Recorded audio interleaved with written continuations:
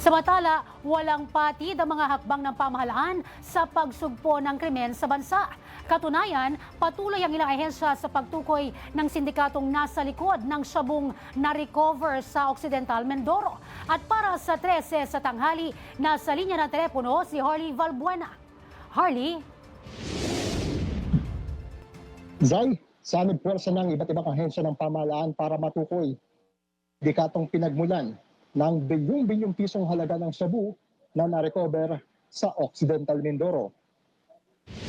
Bukod sa pang Chinese national at 2 Pinoy hinggil sa large-scale shabu haul sa Paluan, Occidental Mindoro, isang babaeng Chinese national pa ang hinahanap ng mga otoridad na hinihinalang siyang utak ng grupo. Meron kaming suspect na leader nila, isang babae na under hot pursuit ngayon ng PNP. Siya ang nag-rent ng bahay, siya ang bumili ng bangka, yung speedboat, yung twin-engine speedboat sa Subic. Siya lahat ang nagda-transaction dito.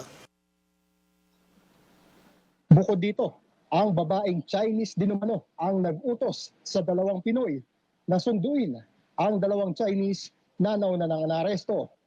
Sinabi ng DILG na ang mga nasa likod ng shabu haul ay parte ng isang national syndicate.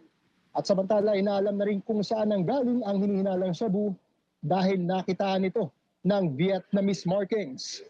Posible rin umano na may isang taon nang nag-ooperate ang grupo sa bansa. We need to also consult and share yung information na ito with our foreign counterparts para at least mapinpoint natin kung saan talaga galing ito at anong sindikato ang may gawa nito. We are going after the big fish. Hindi po tayo naghahanap na nagtitinda ng fishball, hindi po tayo naghahanap ng pedicab driver, hindi po tayo naghahanap ng ordinaryong manggagawa na may dala ng 1 gramo ng shabu. Hinahanap natin yung mga big time.